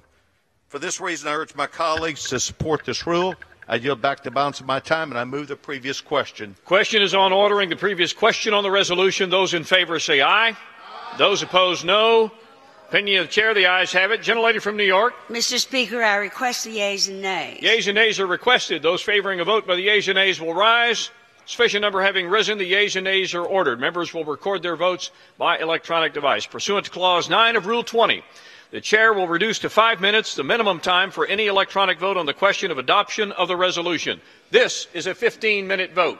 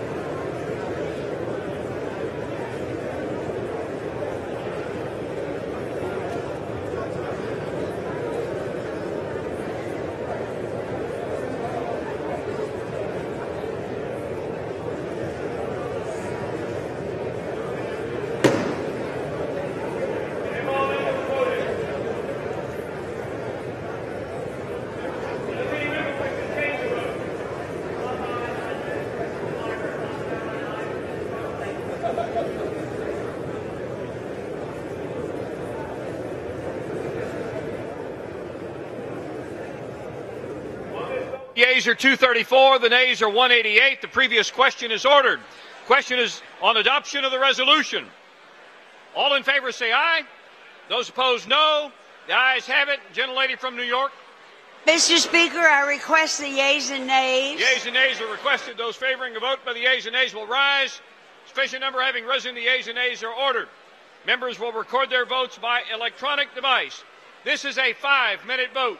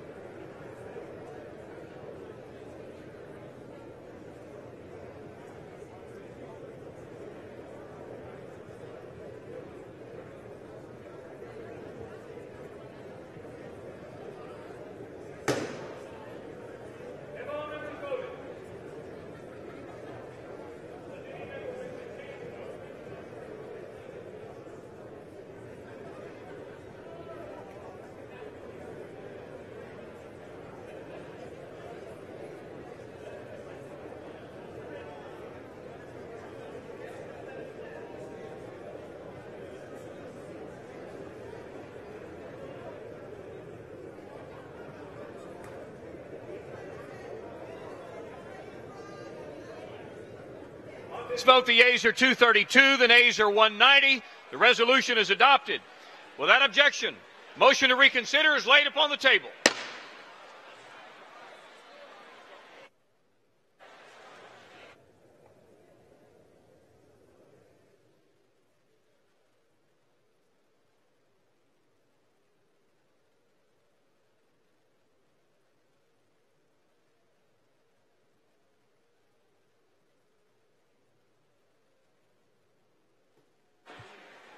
For what purpose does the gentleman from New York seek recognition? Mr.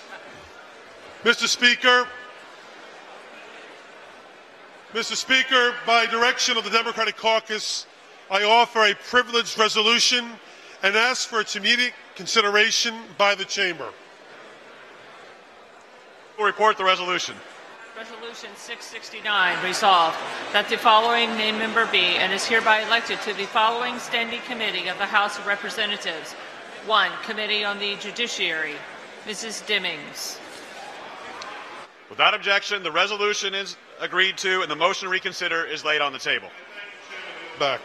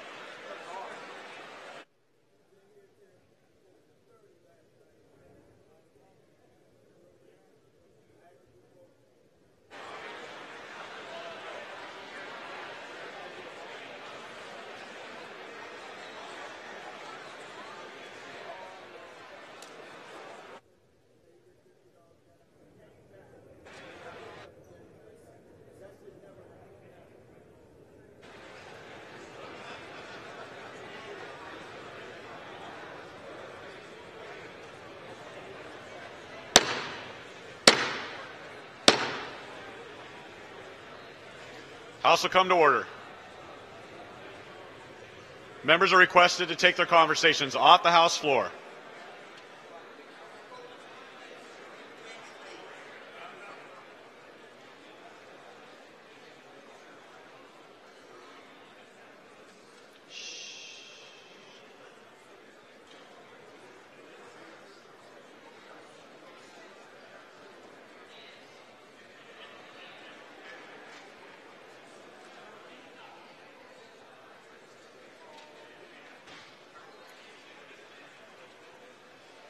For what purpose does the gentleman from Texas seek recognition? Mr. Speaker. Mr. Speaker. The House, please come to order.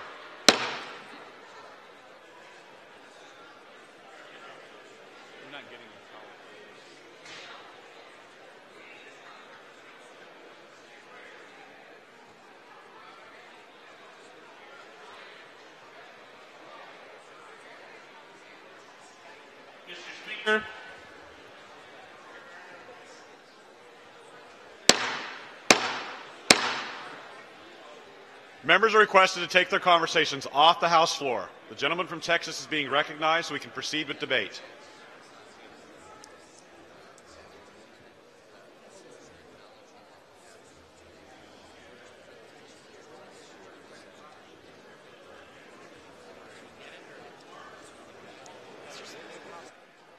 Speaker, the House is not in order. Gentleman from Texas is correct. House will proceed once it comes to order.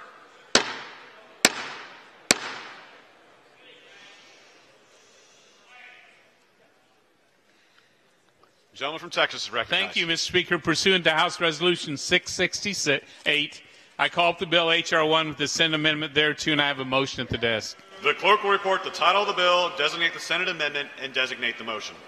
H.R. 1, an act to provide for reconciliation pursuant to Titles 2 and 5 of the concurrent resolution on the budget for fiscal year 2018. Senate amendment. Motion offered by Mr. Brady of Texas. Mr. Brady of Texas moves that the House concur in the Senate amendment to H.R. 1. Pursuant to House Resolution 668, the gentleman from Texas, Mr. Brady, and the gentleman from Massachusetts, Mr. Neal, each will control 10 minutes. The chair now recognizes the gentleman from Texas. Mr. Speaker, the House, unfortunately, is still not in order.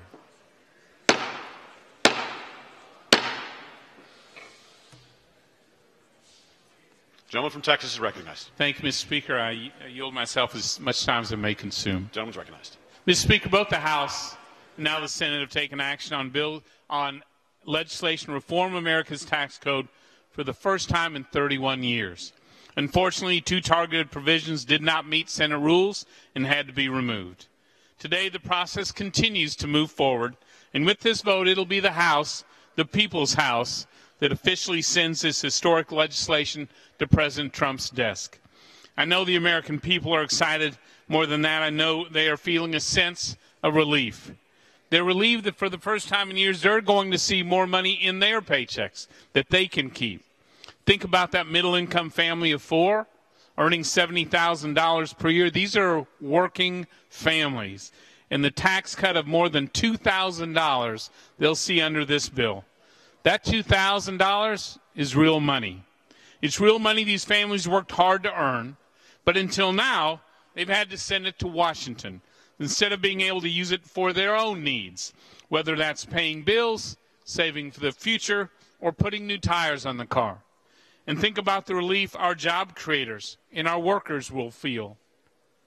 For so long, Americans have barely seen any growth in their paychecks. Yet they're going to their jobs every day and they're working harder than ever. With this bill, that hard work is finally going to be rewarded.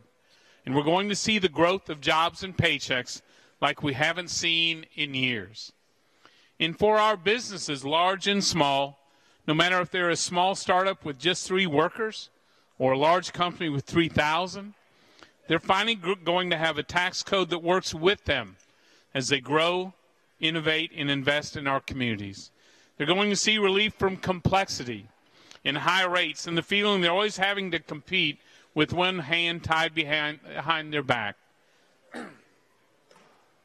For all these Americans, all the hardworking men, women, and families who bring life to our communities and to our economy, I think the major source of relief is knowing that starting in the new year, none of us have to accept this broken tax code and the slow growth status in America any longer.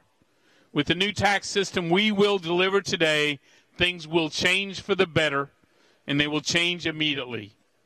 This new tax code will be simple, it will be fair, it will be focused on the needs of the American people, not on Washington's special interests. This new tax code will be modern, it'll be competitive, it'll create more good-paying jobs right here in our communities, not drive them overseas. Above all, this new tax code, America's tax code, will not belong to the special interests anymore. It will belong to the American people. It'll help more Americans realize their own American dream, whatever that may be. And for all the Americans who've struggled and who've been left behind under today's broken tax code, that has to be the biggest relief of all. Thank you, Mr. Speaker, and I reserve the balance of my time. The gentleman from Texas reserves. The gentleman from Massachusetts is recognized. Thank you, Mr. Speaker. With that, I'd like to recognize the gentlelady from California, the distinguished leader of the Democratic Party, Ms. Pelosi. The gentlelady from California is recognized for 1 minute. Thank you, Mr. Speaker. I thank the gentleman for yielding, and once again, I commend him for being a champion of middle-class families' hard work. Correct. The House is not in order. Members in both parties will take their conversations off the floor. Thank you, Mr. The Lewis. gentlelady from California, your attention. Thank you, Mr. Lewis. I want my colleagues all to hear the esteem in which we hold our Democratic members of the Ways and Means Committee. I thank you. Thank you very much, Mr. Neal, for being our ranking member, for your extraordinary leadership on behalf of America's middle-class working families. And that includes millions of veterans. So thank you. Today is a very sad day in the history of America because we have on the floor probably the worst bill in recent times to come to the floor. That doesn't mean it doesn't have stiff competition from other legislation the Republicans have brought to the floor, but this is the worst because so many people are affected in such a negative way and because trillions of dollars of impact on our economy have been voted upon without any hearing from the people who will be most affected by it. No hearings, no expert events, no listening to the American people. Yesterday, our Republican colleagues stood on this floor and voted for a GOP tax scam that the American people opposed 2-1. Our Republican colleagues stood on the floor and cheered. They cheered a bill that will raise taxes on 86 million middle-class families and hand a staggering 83% of its tax cuts to the wealthiest 1%. Shamefully, the Republicans were cheering against the children as they robbed from their future and ransacked the middle class to reward the rich. And so today, the Republicans take their victory lap for successfully pillaging the American middle class to benefit the powerful and the privileged. I come to the floor with stories of men and women and children that Republicans shamefully cheered against yesterday. Yesterday, I wish the Republicans had heard, as we did, the story of Adi Barkin, 30 years old, father of a beautiful baby son, and Adi is suddenly stricken with ALS, 30 years old. From his wheelchair, with a strong but wavering voice, he begged Congress not to pass this bill. He pleaded with anyone who would listen not to vote for this tax scam that will raise his health benefits and condemn Medicaid to devastating cuts as the logical next step. He's been lobbying on Capitol Hill against this bill for a while. Adi said yesterday, it would do so much damage. It would deprive me of the Medicaid I need to stay alive a little longer and see baby Carl learn to read and teach him how to play chess and watch him go to first grade. But Republicans didn't listen, said no, and cheered. Yesterday, we heard the story, and I wish our Republican friends could have heard it, of Laura Hatcher, mother of sweet and kind 11-year-old Simon, one of the little lobbyists. Simon has a rare disease and cerebral palsy. His mother spoke of how their family watches the Muppet version of A Christmas Carol and how Simon sees himself in Tiny Tim, another kind boy with braces on his legs. Unfortunately, this story, as of today, does not have the same kind of happy ending as A Christmas Carol. But the story is not over. And like Tiny Tim, Simon and his family now find their future in danger because of the greed of those with power, the cruelty that is in the heart of the tax scam. As Simon's mother, Laura, said, very soon I could once again be facing a future where I don't know how I'll be able to care for my child. This is a thought I simply find too difficult to bear. Since you didn't hear yesterday, I'll go on to say what she said. We parents of medically complex kids understand consequences. We know what it will happen. We will know what will happen if this tax passes, if our country does not turn from this destructive and immoral path, she said. But the Republicans didn't listen. They said no, and they cheered. They cheered against Simon because Republicans value the issue of special interest lobbyists over the little lobbyists, the voices of little lobbyists, sick children standing up for themselves and for their siblings.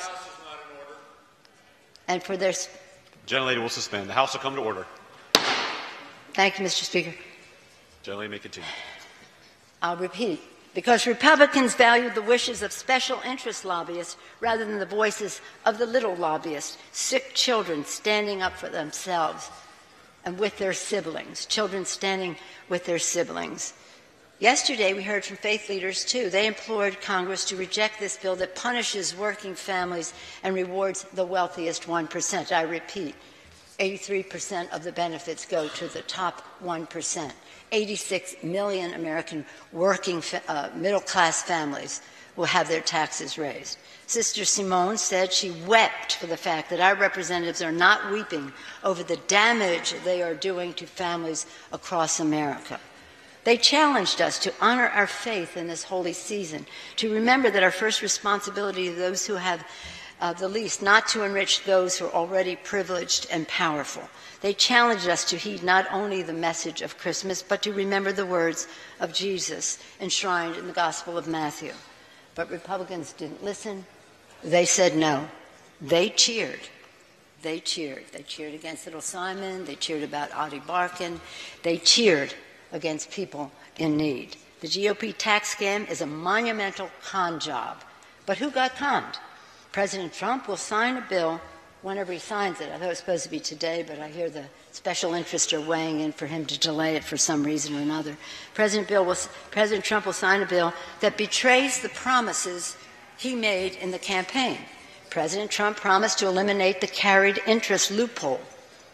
Yet, the Republicans wrote a tax scam that not only continues this outrageous loophole, but it gives more loopholes to the wealthy and well-connected.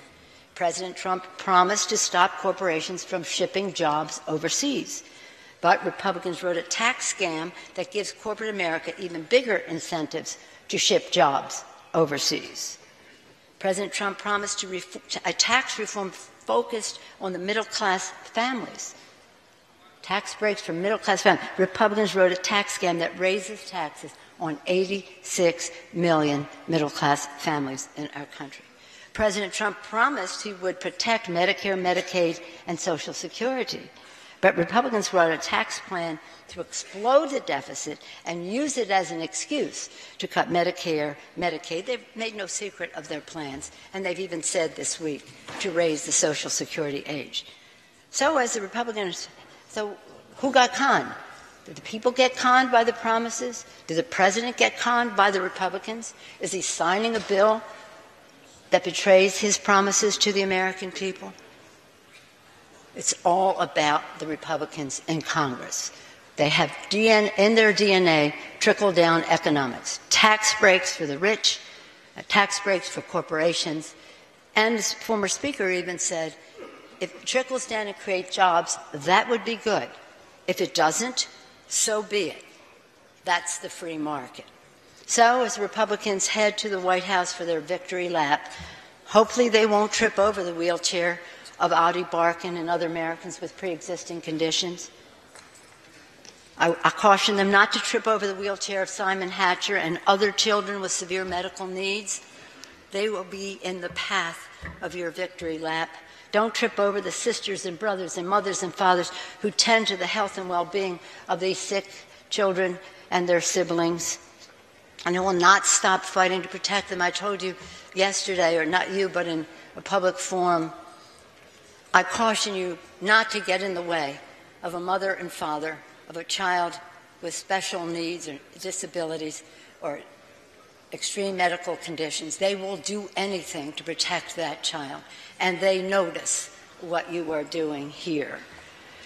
So, while you're on this victory lap, you probably have to put on earphones so you can block out the pleas of faith leaders speaking up for hardworking American families. Gentlelady will suspend. House will come to order. I know the Republicans want to talk so they can't hear the truth about their bill, but the American people won't forget the false representations you have made. They won't forget how loudly you cheered when you hurt their families, their children with special needs, their families struggling to attain some financial stability. And why? These people say to me, how could they be so cruel as to put the health provision in this bill that would possibly eliminate 13 million people from the rolls of health insurance? How could they do that? Why did they do that? Why? The answer is always the same: to give them room, to give tax breaks for the wealthiest people in our country and to corporate America, unpaid for permanently. Our distinguished colleague from Massachusetts will show his credit card again today. They're putting this bill on a credit card that our children are going to have to pay for, robbing from their future.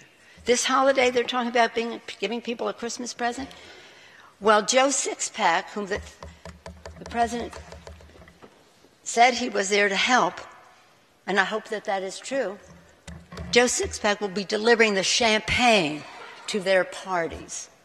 That's how this is. This isn't about anything better for working class families. This is about champagne glasses clinking in wealthy families across the country. And I don't begrudge them their success or their wealth or their achievement. I just don't want to see it at the exploitation of America's working families. Shame on you for voting for this outrageous theft from the American middle class. Once again, I urge my colleagues to do the right thing in this people's house and vote no on behalf of the American people. With that, I yield back the balance. Members are reminded to direct their remarks to the chair. Chair recognizes the gentleman from Texas. Mr. Speaker, I yield myself as much time as I may consume. Gentleman's recognized. So we hear a lot of false claims these days by opponents of tax reform. We hear that this isn't relief for the middle class, that people will see their taxes increase. But the Tax Policy Center, the most liberal economic group there is, just grudgingly admitted yesterday that 90% of Americans will see real tax cuts in this Tax Cuts and Jobs Act. In fact, the only ones that won't are the 1.1% of 1%, 1/10 of 1% who could. We heard tonight, we hear today about betrayal. Well, let's talk about that. This tax reform bill doubles the child tax credit and expands it to nearly 4 times as many Americans, helping them with the expensive costs of child care. Democrats oppose helping our parents raise their children. That's betrayal. In this tax reform bill, we increase the amount of medical expenses Americans can write off. Medical expenses driven up by Obamacare. Democrats oppose helping families write off these costs. That's betrayal. We are expanding the number of Americans and how much they can give to charity, to our churches, to their causes. Democrats oppose helping people give to the community and back the causes they believe in. That's betrayal. In this bill, we, for the first time, allow families who are saving for their kids' future to be able to use that and transfer it to the new ABLE accounts because their child has special needs and may need help throughout their life. Democrats oppose letting families save for their disabled children's future. That's betrayal. And then we hear over and over again how some stand for small business, our Main Street businesses. Republicans, for the first time ever, provide a 20% deduction for our Main Street and small businesses across America. Democrats oppose helping our Main Street businesses. That's betrayal. And for too long, we've watched our jobs move overseas. This changes. This tax cut bill brings those jobs back. More importantly, allows our companies, when they compete and win around the world, to bring those dollars back to be reinvested in our communities and jobs in manufacturing and research. Democrats oppose bringing jobs back to America and bringing those dollars back to be invested in our community. Mr. Speaker, that's betrayal. At the end of the day, we have a choice. Do we give back to families and parents and small businesses and to America the hope and opportunity of a new economy driven by what's important to them, not what's important to special interests in Washington, D.C.? That's what this bill is all about. I reserve the balance of my time. Gentleman from Texas reserves. The gentleman from Massachusetts is recognized. I yield myself 1 minute. Gentleman's recognized for 1 minute. The President just said in the last few minutes the most important part of this legislation is the corporate tax cut. Stop the nonsense that you're doing this for the middle class. In the 20 hours that have elapsed, Mr. Speaker, since we last had this debate, we were promised a number of things. The only thing they left out was that this tax bill was going to stem the tides, take us to Mars tomorrow, and the Cleveland Browns were going to win the Super Bowl. The certainty of what they're telling us. The stock market goes up, they did it. Its stock market's been going up since March of 2009. They talk about economic growth. Economic growth has now proceeded for 88 straight months. And they keep telling us the rocket is about to launch because of this tax bill. You know what's great about this, Mr. Speaker? Reporters outside are starting to ask, are you going to help them out if all of these things don't occur the way they've said that they're going to occur? I said, after the appropriate period of review. Gentleman yields back the balance. Gentleman from Texas is recognized. Sir? Gentleman from Texas reserves. Gentleman from Massachusetts. With that, I'd like to recognize the Democratic whip, Mr. Hoyer. The gentleman from Maryland is recognized for as much time as he may consume. 1 minute.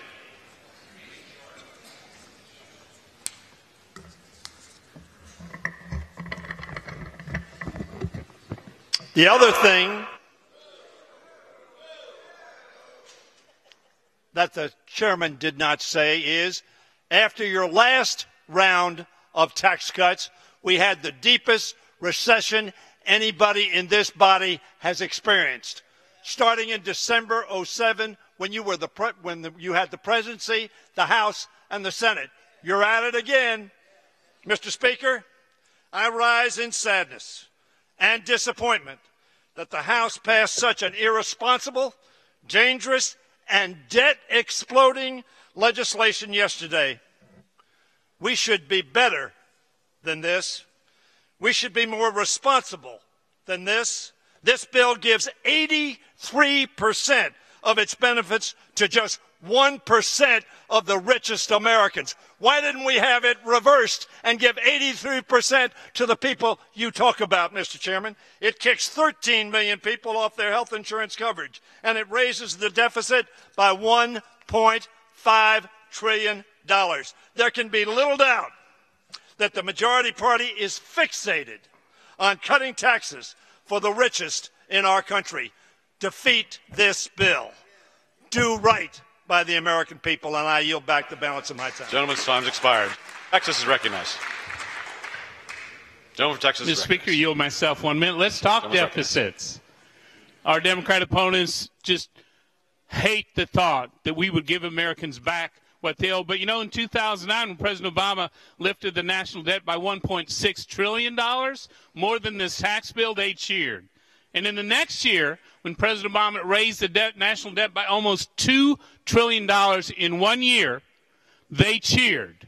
In 3 more times, President Obama and Democrats raised our national debt more than $1 trillion every year.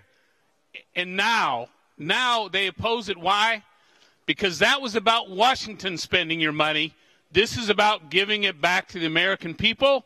And now, suddenly, you object. Will my friend yield and debate that point? Not at this time, Mr. Leader. You have plenty of spokesmen. No, you were the one that made the point. At your I'm time, prepared to sir. debate it. You have the gentleman's time I'm sorry if the you'd like. gentleman won't yield. So $2 trillion of deficit in 1 year.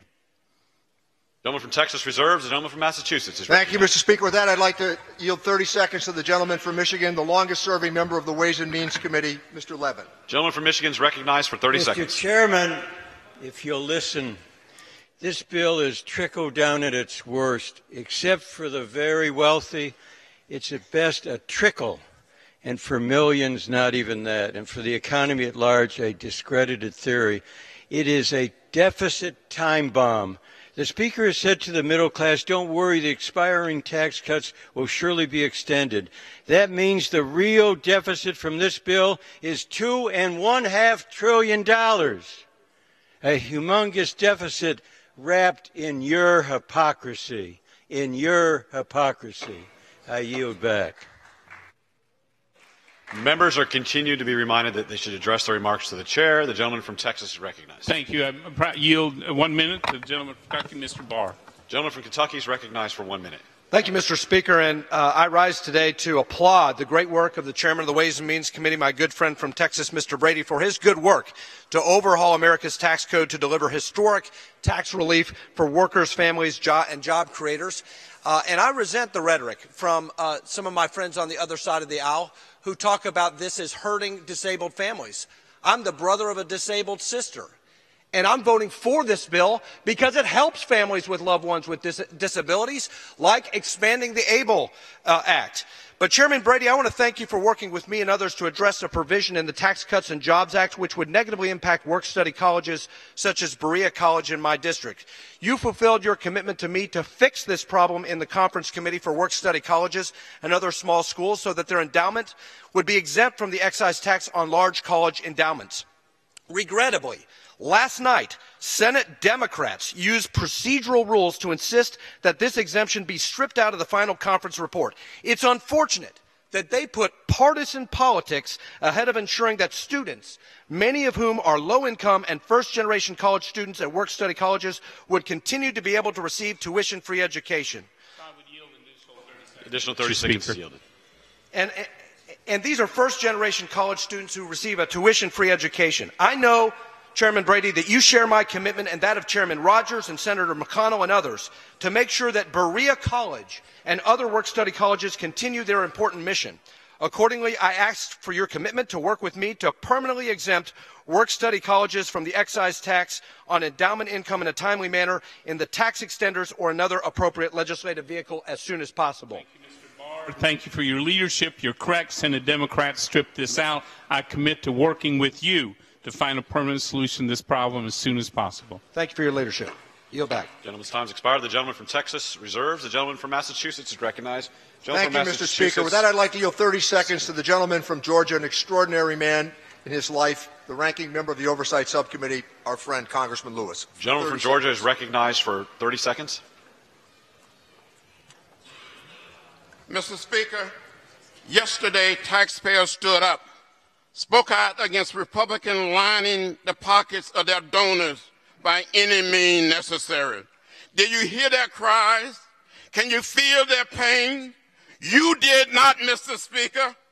You chose to turn a deaf ear and a blind eye to their hopes and their dreams. This bill is a shame and a disgrace. I urge each of you to be on the side of the people, on the side of history, and vote against this bill. Gentleman's time's expired. The gentleman from Texas is recognized. The gentleman from Texas reserves. The gentleman from Massachusetts is recognized.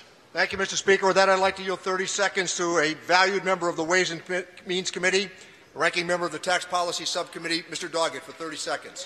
The gentleman's recognized for 30 seconds. We're here solely because of Republican blunders. Hardly the first blunder, many more blunders that will need correcting from this trumped-up partisan bill. And if President Trump blunders into signing it today, it will trigger $25 billion in Medicare cuts. This sad bill, it's left without any name. Well, like other towers, this towering monstrosity should be called Trump. The Trump Inequality Act, the Trump Family Enrichment Act, or perhaps just call it the Whopper, because it is a lie wrapped in lies, and the truth will eventually catch up with these lies. Gentleman's time's expired. Gentleman from Texas. I reserve. Gentleman from Texas reserves. Gentleman from Massachusetts is recognized. You're recognized.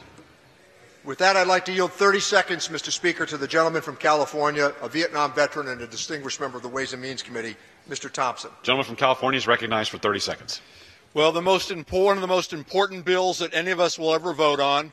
No hearings, no expert witnesses, and now we get 30 seconds on the floor to debate it.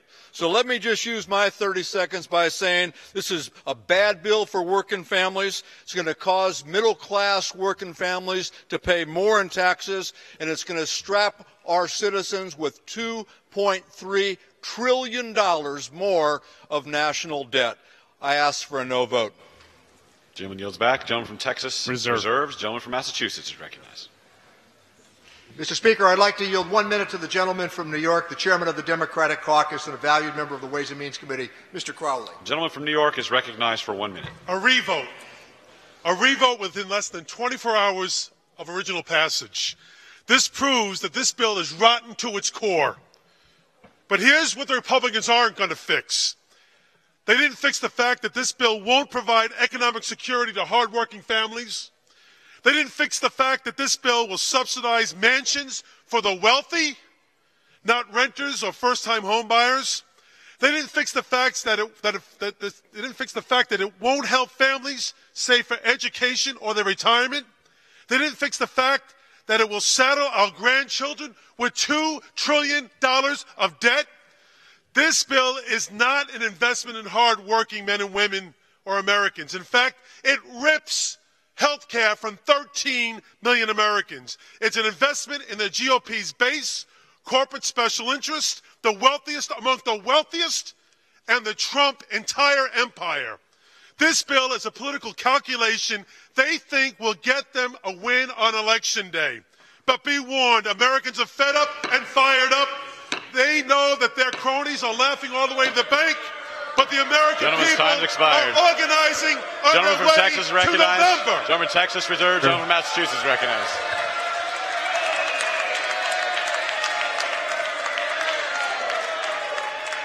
Gentleman from Texas reserved. Gentleman from Massachusetts is recognized. Mr. Speaker, let me recognize the gentleman from Illinois, a champion of any and all things Chicago, Mr. Davis. Gentleman's recognized for. Gentleman from Illinois is recognized for 30 seconds. Thank you, Mr. Speaker. You know, when you think of Robin Hood in reverse, take from the poor and give to the rich. Or when you take away social net programs, you take away Medicare and Medicaid. It reminds me of Marie Antoinette. When the people had no bread, she said, let them eat cake. I was opposed to this before it was released, opposed yesterday, opposed tomorrow, will be opposed next week. It's no good for the American people. And I yield back. Gentleman's time has expired. Gentleman from Texas reserves. Gentleman from Massachusetts is recognized. Mr. Speaker, might I inquire as to how much time is remaining? Massachusetts has 3.5 minutes remaining. The gentleman from Texas has 1 minute remaining. I'm prepared to close on this side, Mr. Speaker. Gentleman from Massachusetts is recognized. I yield myself the balance of my time. Gentleman's recognized for 3.5 minutes.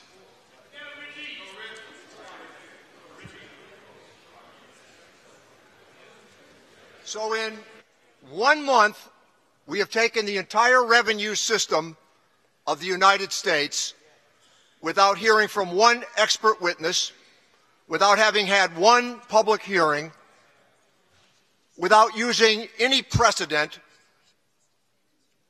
and changed the entire tax system of the country, tilting it clearly to the people at the very top. And when they say, as they certainly will, well, we've been doing hearings for 5 years. We never had one hearing on this legislation, not one. We did not seek testimony from one witness in the conference committee. We got to offer opening statements with no amendments. There was no chance for any input on our side. More than anything else, this is a missed opportunity. This was a missed chance to take a system that we all know to have fallen into competitive failure across the globe. But instead, they decided to go it alone.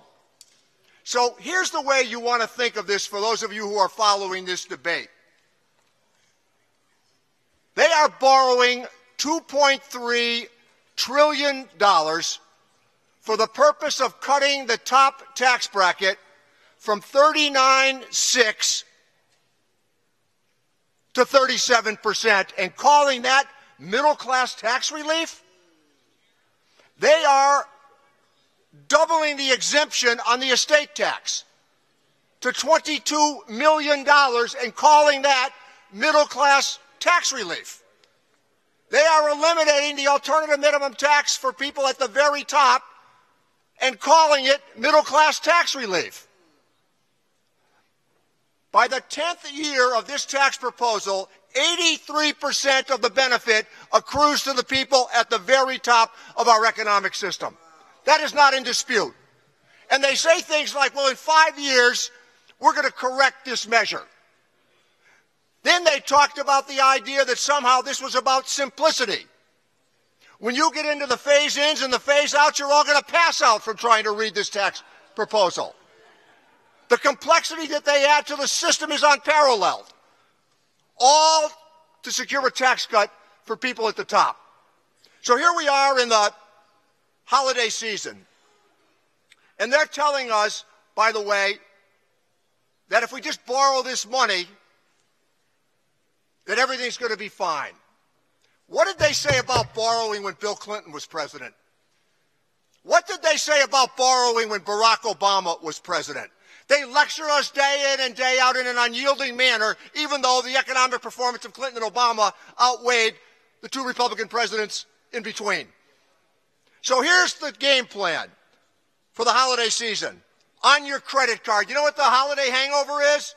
People go out and use their credit cards and they figure out all year how to try to pay for it. It's going to take you more than 10 years to try to pay for this, all upon the spurious notion that they guarantee economic growth, as the president said, by the way, that's going to exceed 6%. 6%. They're telling us that the stock market's gone up because of them, even though it's gone up since March of 2009. They're telling us now that this is going to spur unparalleled economic growth, even though the economy's been growing for 88 straight months. All on the credit card for the American people. Mr. Speaker, this is the worst piece of legislation that's come from the House in the 29 years that I have served here, and I yield back the balance of my time. Gentleman's time's expired. The gentleman from Massachusetts' time has expired. The gentleman from Texas is recognized. I also come to order. The gentleman from Texas is recognized. So, Mr. Speaker, yield myself the remaining balance time, and I say to my Democratic colleagues, worst bill in 29 years with Obamacare, don't sell yourself short. So,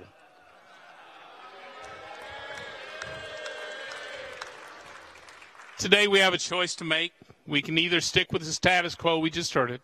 We can take bold action to overhaul this broken tax code and restore hope and opportunity and prosperity to Americans. Our choice is clear, and we have made ours. We will vote to send this bill to President Trump's desk to get real tax reform done for the American people for the first time in 31 years. We will deliver for the American people. I encourage my colleagues to join me in support of this bill. With that, I yield back the balance of my time. The gentleman yields back the balance of his time. All time for debate has expired. Pursuant to House Resolution 668, the previous question is ordered. The question is on the motion by the gentleman from Texas. All those in favor will say aye. Those opposed say no. The ayes have it. The motion is agreed to. Gentleman from Massachusetts. Mr. Speaker, with that, I ask for the yeas and nays. The yeas and nays are requested. Those favoring a vote by the yeas and nays will rise. A sufficient number having risen, the yeas and nays are ordered. Members will record their votes by electronic device. Pursuant to Clause 8 of Rule 20, this 15-minute vote on the motion to concur will be followed by a 5-minute vote on suspending the rules and passing H.R. 1159. This is a 15-minute vote.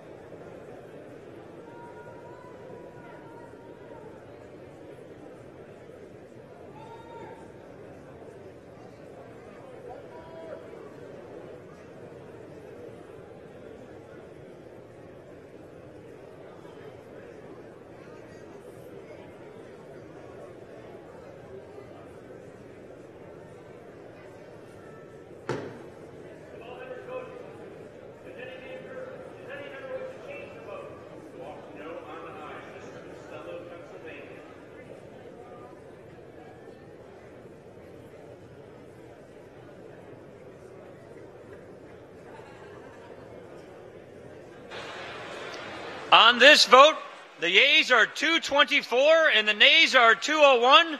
The motion is adopted. Without objection, the motion to reconsider is laid upon the table.